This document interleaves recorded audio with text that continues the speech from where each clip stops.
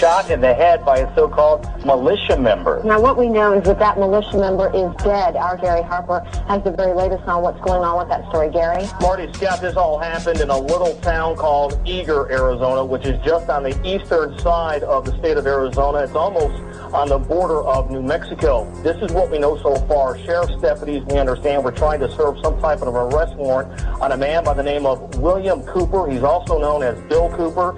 He reportedly has been known to be hostile towards law enforcement, so sheriff's deputies apparently disguised themselves as a bunch of rowdy teenagers in the back of a pickup truck in hopes of luring Cooper out, and it apparently worked. However, when Cooper realized what was happening, he reportedly pulled a gun and shot a 40-year-old deputy in the head.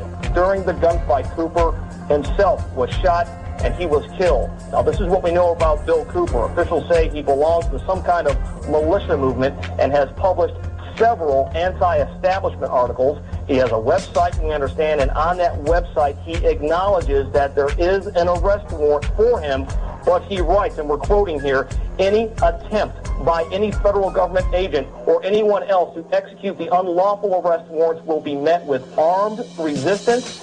Any person who attempts to kidnap our children will be shot upon discovery, and that is apparently what happened earlier this morning. Sometime after midnight, Cooper reportedly pulling a gun and shooting a 40-year-old Apache County Sheriff's deputy in the head. That Sheriff's deputy, we understand, has been flown to Phoenix, where he is in a hospital. We are trying to get his condition right now. We do not know exactly what his condition is, and we understand that the militia member, in this case Bill Cooper, was shot to death. We do have a crew en route to Eager, Arizona, and we'll have a lot more coming up on tonight's news. All right. This was an extremely serious event, not just because Bill had been shot, but what precipitated this? How did this happen? Was this... no one knew the answer, so immediately we got on the internet and we started searching, downloading news articles from Arizona, trying to find out. I got on the phone, was calling the Hour of the Time phone line, which of course was busy most of the time, and then I would leave a message when I could, please call me back, not understanding all of the chaos that Doyle was involved with that day as well. Can't trust the papers, as Bill would say. In fact, within the first sentence of the first article that was written about this in the Arizona Republican, the word militia appears. The name Timothy McVeigh appears. This kind of irresponsible journalism, unfortunately, was something Bill had to fight off for, as he would say, years and years and years and years and years. Bill was not a member of a militia, but he believed very strongly in the Second Amendment, and he did a program on how to form your own militia and do it legally. After Bill was killed, virtually every newspaper article that you would see on Bill, or any report on television or on radio, always mentioned Timothy McVeigh, and that Timothy McVeigh and William Cooper were connected. And Bill was portrayed as an extreme right-wing lunatic that was encouraging the activities of Timothy McVeigh. While in fact Timothy McVeigh did listen to William Cooper and in fact visited him, came up to Bill's Hill to visit him, Bill told him to get lost.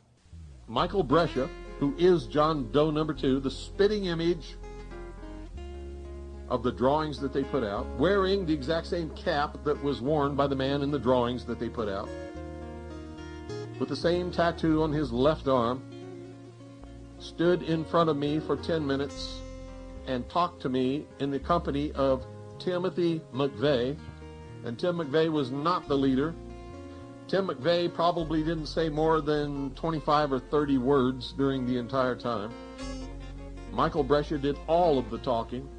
And the last thing he said before they left in their green Mercury Marquis station wagon with a puke yellow interior was, "Watch Oklahoma City."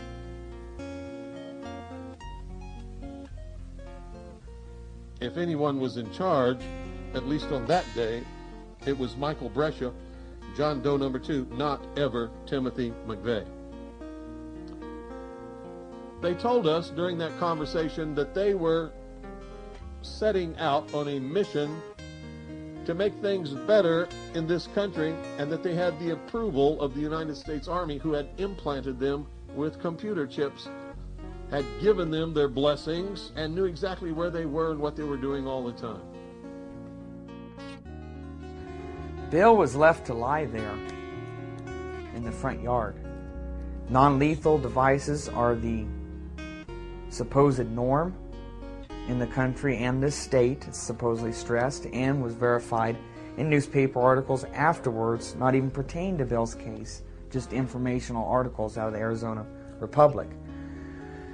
No such device was used, nets, stun guns, anything. All the fancy foams and rubber bullets, none of that. The Apache County coroner, to declare Bill dead and deny him, obviously, medical treatment if he's dead, happened to be Dr. Scott Hamlin. He was not called, theoretically, because he'd be a conflict of interest, which he would be, but I can't believe they used such wise judgment now all of a sudden. So Navajo County had to be called to clear the next county over. And obviously woken up, all this stuff. So there's a huge time frame here. But Bill received no medical treatment. The sheriff's deputies took it in their own hands, and the paramedics, that he did not need to be treated. He was just gone for good, and that's all there was to it.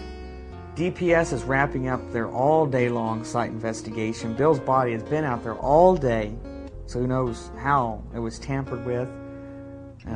Cameras, nobody was allowed up there. You couldn't get within it to get camera views. Even the helicopters were shunned off, so they couldn't get views of the body. So there's no way to ever tell if it was moved 100 times maybe before the ambulance picked it up. It was then taken to Tucson Forensics Lab for an autopsy.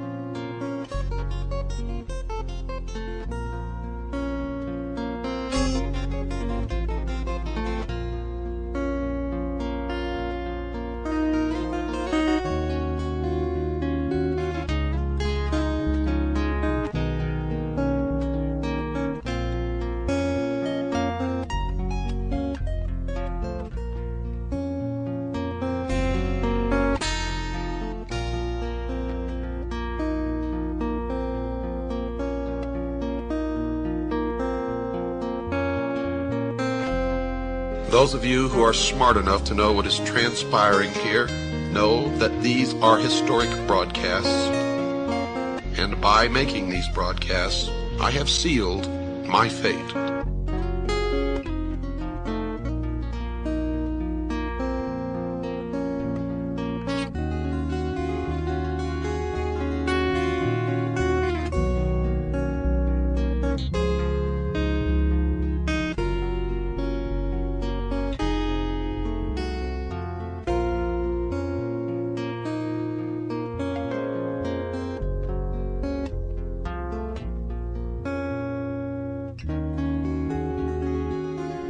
I believe this. I found this to be true.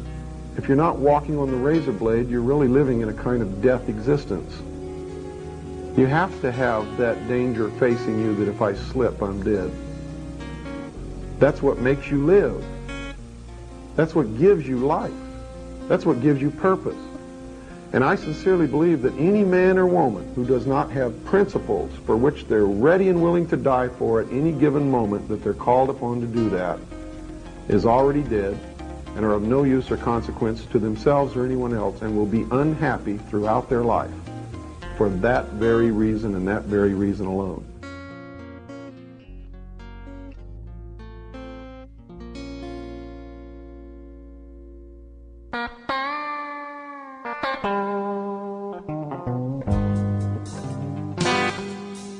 Okay, this is Main Street of Springerville, the town that's connected to Eager, and this is the also the highway coming in to Springerville from St. John's. This is our research center that we opened up after Bill's death. We had to close it due to financial constraints recently. You're seeing the last of it. What what this room contained was the core research books and articles. Along every wall that you see, 7 shelves high,